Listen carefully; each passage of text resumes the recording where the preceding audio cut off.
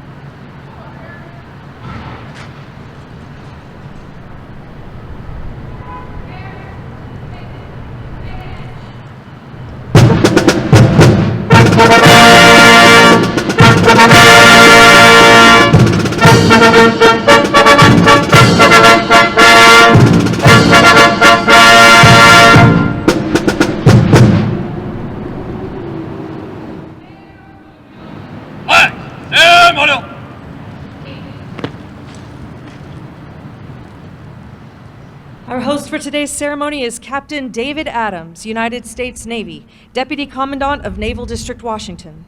Accompanying Captain Adams are Miss Nikki Stratton, granddaughter of Pearl Harbor survivor Donald Stratton, Rear Admiral Frank Thorpe IV, U.S. Navy retired, President and Chief Executive Officer, United States Navy Memorial Foundation, and Commander Tom Degan, Commanding Officer, Pre-Commissioning Unit Arizona, SSN 803. Guests, please rise for the arrival of the official party and remain standing for the presentation of colors, our national anthem, and the invocation.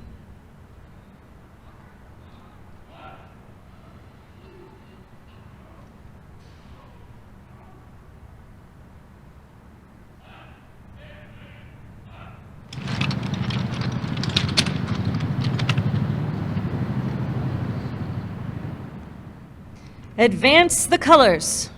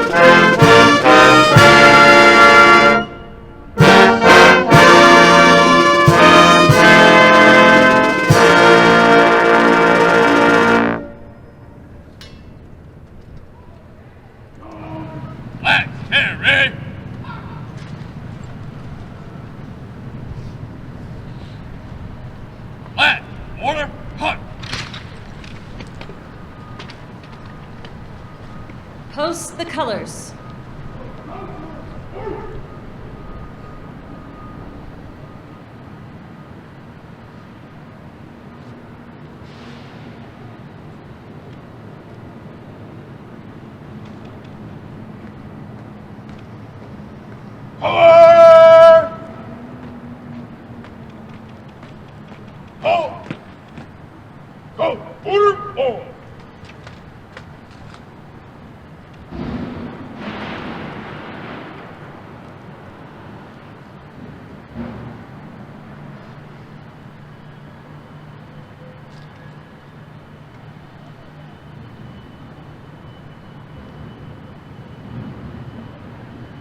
Ready, two.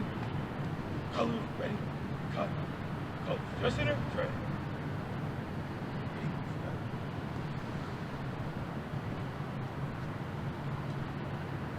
Ready, two.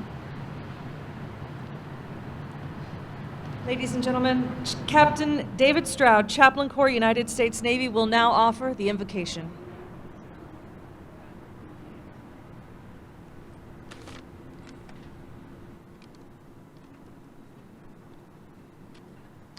Let us pray. Almighty God, we gather this morning to remember and honor those men and women who volunteered to serve our nation and were thrust into the fray 82 years ago today, when our forces on the island of Oahu were attacked without warning. We honor those who gave their lives that day, defending our nation and our way of life. We honor those families who were forced to continue in grief and loss when they were told of their loved one's fate. We honor those who survived that attack to face 4 years of struggle, bringing the war to the shores of our enemy and avenging what happened on that infamous day. We honor those families that waited patiently for their return and served our nation in sacrifice at home. It was a struggle then, but we look back on it today and thank you for the gift you have given the United States in these strong men and women who persevered in the struggle and built a better nation out of it. As we gather this morning, we ask that you would bless all that we say and do here, that we might fittingly honor these brave Americans and inspire one another to service of the kind they demonstrated. We ask it in your holy name. Amen. Guests, please be seated. Flag ceremony.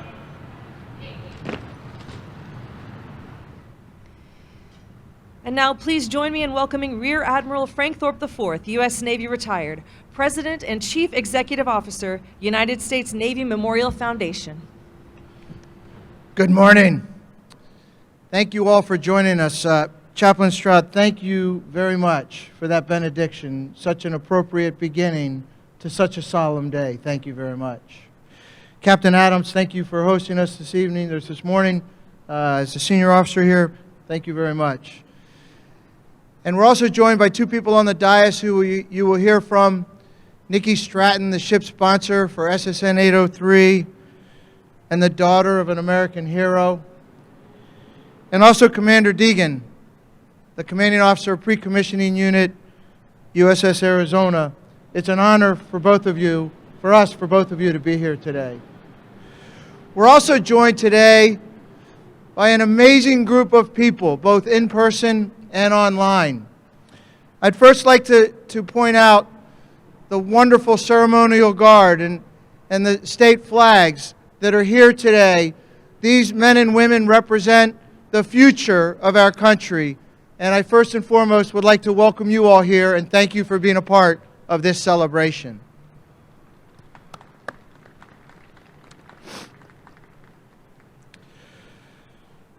Secretary Barrett, Air Force Secretary Barrett, you honor us with your presence. Secretary Moodley, thank you very much for being here, sir. Senator Scott, Congressman Biggs, Congressman Dean, the 38th Director of the U.S. Mint, Mr. Ed Moy, and a huge supporter of USS Arizona and everything patriotic. Sir, we're honored that you join us today. Thank you. Former Master Chief Petty Officer of the Navy, Giordano, who was actually a part of the day that this group went to the Pentagon in an effort to recognize Joe George. Mick Giordano, it's great to have you here along with your wonderful bride. We're also joined by Joanne Taylor, an American hero of her own because she represents her father, Joe George, a woman who went through life not knowing what a hero her father was. Joanne, it's always great to have you at the Navy Memorial. We're also joined by an interesting group this morning, international students from the Defense Language Institute. It's great to have you all here as our international partners. And as we learned on December 7th, 1941, and the years afterwards, and as we know very clearly today, the United States Navy, the United States of America, we don't do anything alone. We rely on our partners and allies. Welcome to you all, and thank you for joining us. We're also, last but not least, I would also like to represent two former commanders of U.S. Northern Command, Admiral Keating and General Eberhart. And yes, there is an Air Force theme here this morning of two senior Air Force people here. We're honored that you're here. To the General and to the Admiral, thank you very much for joining us. And also, again, I'd like to welcome those people online. December 7th is not a date that many Americans focus on what they're going to do this day. But it is a day that we all know will live in infamy. And I'm honored and I'm appreciative that all of you have taken the time from your busy day to join us. Thank you. The last thing I'd like to say is last night we held an event here where we watched a documentary called Lifelines, America's Unknown Hero. An amazing story. And the group of people that are here today that have pursued that story and have pursued the heroism and appreciated the heroism that we all saw on December 7th, it was an eye-watering event. and I so appreciate all of your commitment to our Navy, our nation, and those who serve. So today, it is our solemn duty to always remember the sacrifice of 1,177 individuals that passed away on the USS Arizona, and the other men and women who perished that day and throughout World War II. Thank you for being a part of today, and thank you for your appreciation for service. Thank you.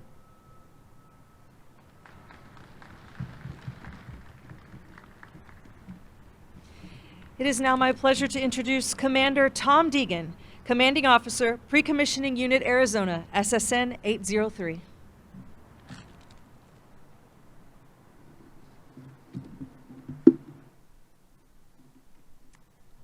Thank you.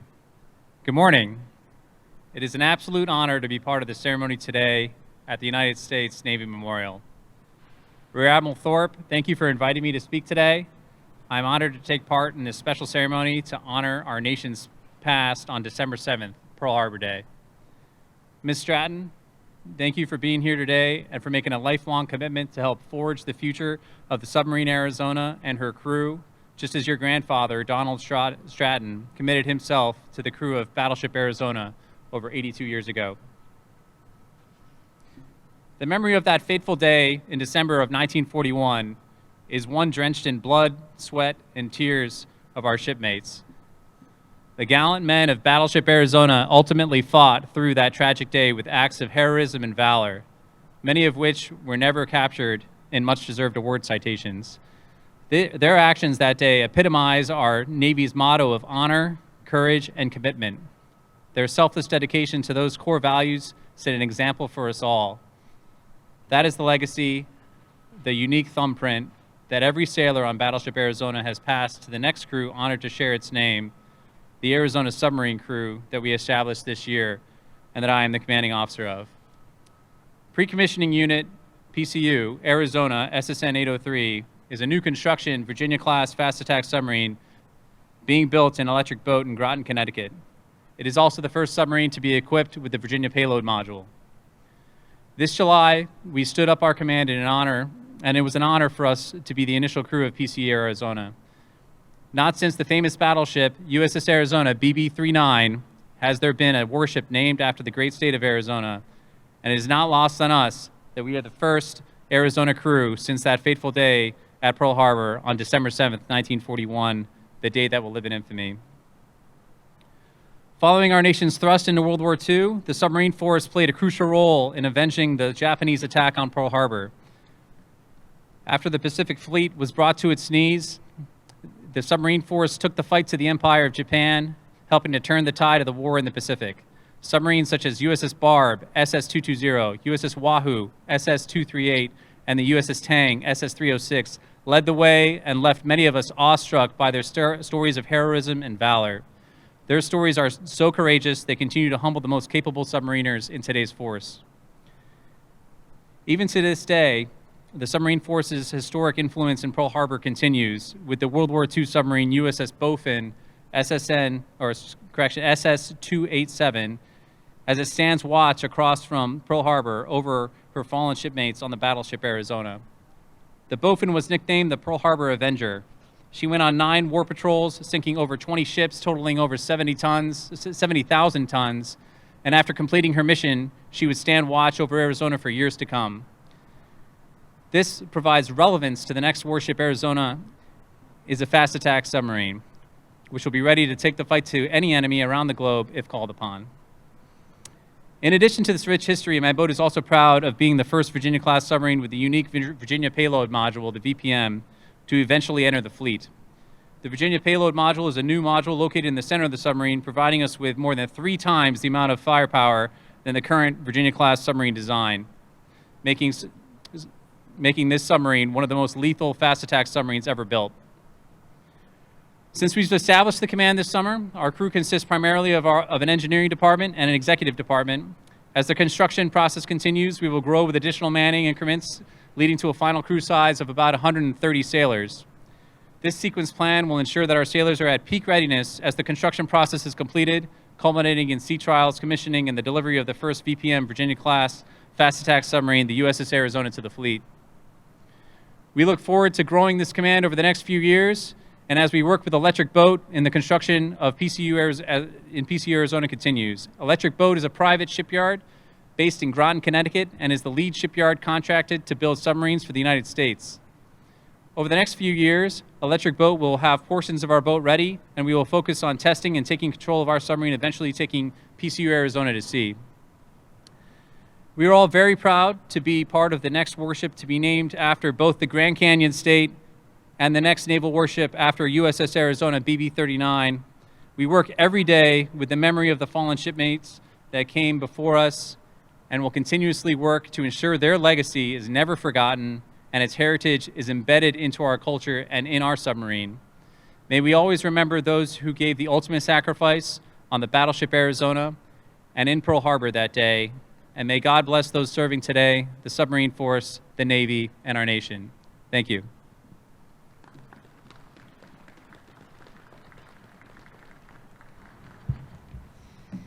It is now my honor to introduce Miss Nikki Stratton, granddaughter of one of the last Pearl Harbor survivors, the late Donald Stratton.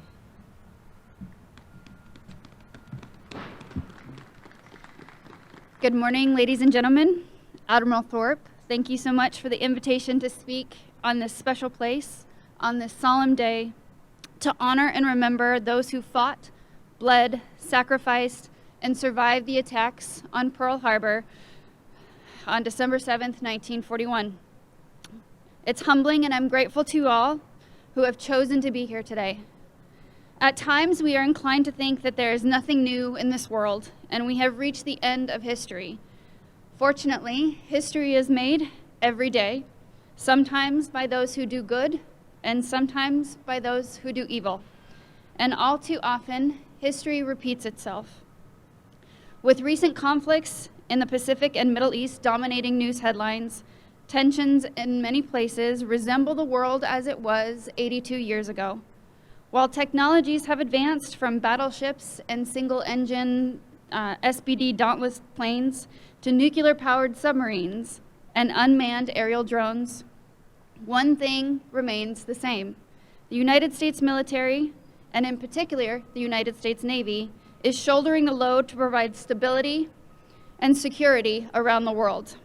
Our fellow Americans join for a single purpose, one that is true today as it was long ago, to protect the country they love, the freedoms they enjoy, and the families they hold dear. Allow me to spend a few moments talking about 4 sailors who serve USS Arizona.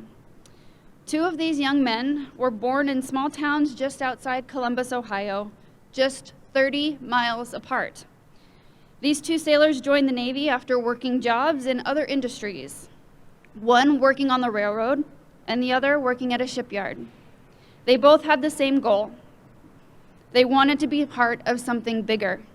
They wanted to be part of communities with tight-knit culture, developed around service to their country, which within the confines of USS Arizona, they found it. Less than an hour separates the upbringings of our other 2 sailors, hailing from Virginia. Both sailors joined the Navy at a young age and eager to serve. One was anxious to leave the confines of Virginia and explore the open seas, experiencing true freedom for the first time. Our other sailor had a familial connection to the Navy and wanted to have a continued desire to continue that legacy for another generation. In their pursuit, both sought the challenge of the Navy and military service, aimed to expand their skills across a diverse aspect of ship operations. Now, of these 4 sailors, 2 will forever serve aboard USS Arizona BB-39. Their names inscribed in the marble wall of the shrine room of the USS Arizona Memorial.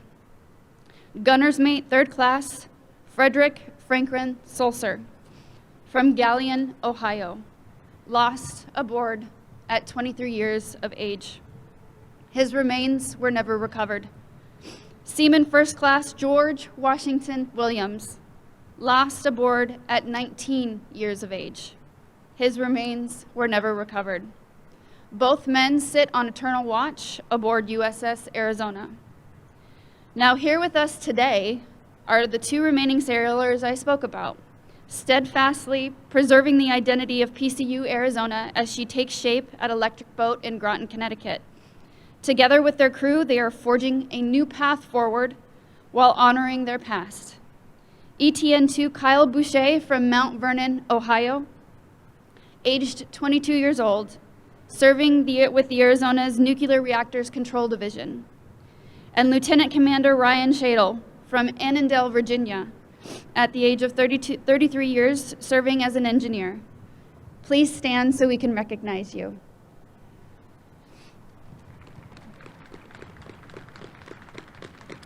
Both are working diligently to help establish and create the culture aboard PCU Arizona that honors the past, reflects the present, and forges the future. So you see, 82 years is not so much of a difference. These young sailors grew up within 50 miles of each other, but spanned generations, each joining the Navy to protect our home, their home, and the freedom from those who would seek to control, divide, and conquer our great nation. Another bridge in this 82-year gap I would like to speak about today is one of a generational impact. For you see, I am only here today speaking to you due to the impact a sailor had on the timeline during the events of Pearl Harbor. Joe George, a chief boatswain's mate, made a decision to save my grandpa and 5 others off the USS Arizona, a decision that could have easily cost him his career in the Navy. During the chaos and rapture that was Pearl Harbor, Commander Casson Young witnessed Joe George throwing a line to the sinking Arizona and saw 6 badly burned sailors climb hand over hand to his ship, the USS Vestal. Without a doubt, Joe's actions that day single-handedly saved those lives. A notation was put into his service jacket by Young where it remained hidden, silent, and waiting for 76 years. With us today are 2 individuals, Joe George's daughter, Joanne, and Cass Young, the grandson of Commander Casson Young. We are byproducts of our parents' and grandparents' decisions made 82 years ago on this day. That single choice set the course for 4 generations of my family, each contributing to the world and making a difference because of the pivotal moment and decision in time. Joanne is here today because of her father's service with the Navy lasted a lifetime rather than just a few short years, bringing together her mother and father. The ripples in the timeline generated by pivotal events from the past intricately shape the present and cast a profound influence on the trajectory of our future as a whole.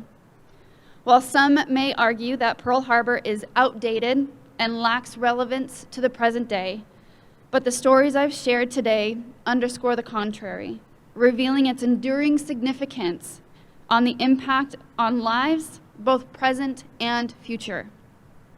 Pearl Harbor is an inflection point in our nation's history, one that continues to be an active lesson in preparedness, both nationally and militarily. We can no longer sit back and wait for something to happen. We need to take an active role ensuring the United States and the United States military in particular should never again feel the catastrophic loss of life we felt 82 years ago. So the question remains, will we be caught unaware again, or will we learn from our past mistakes and ensure readiness at every hour, every minute, every second of every day? The sudden and tragic end of 2,403 lives at Pearl Harbor, with 1,177 from a single ship, the USS Arizona, serves as a stark and powerful reminder of the consequences that unfold when complacency is left unaddressed. As we close today, let's challenge each other, each of us, military leaders, military personnel, politicians, civilians alike. Let us truly learn and absorb the lessons of Pearl Harbor so that they are never again repeated. Be vigilant, Make the hard choices. Speak up, even when it's the most difficult thing to do. And finally, act with valor, even against all the odds. A single decision you make today may have a lasting impact well into the future. Now remember Pearl Harbor, remember the Arizona and the lives of her crew, and last and certainly not least, go Navy, beat Army.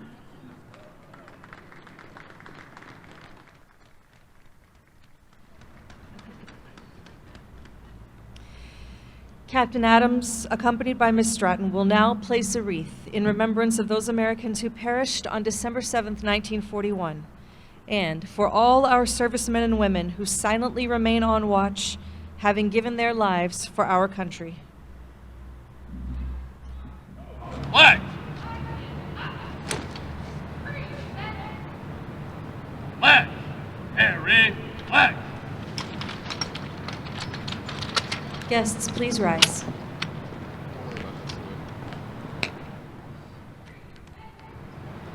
Flag! Reset! Reset! Oh!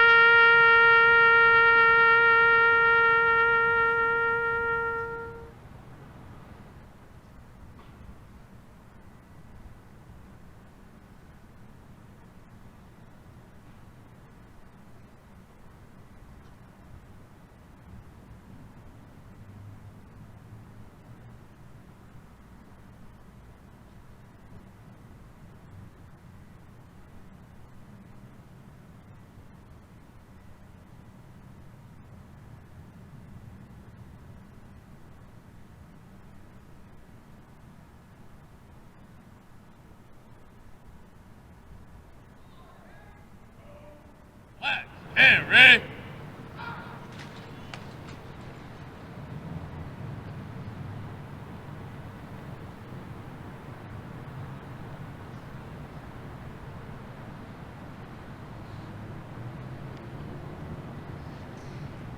Advance the colors. Go! Mark time! March!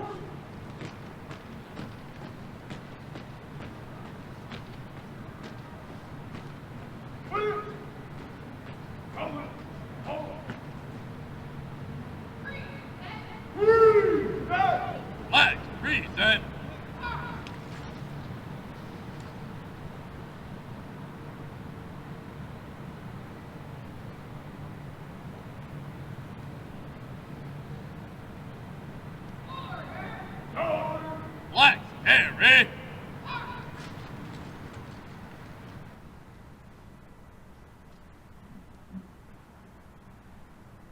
Retire the colors.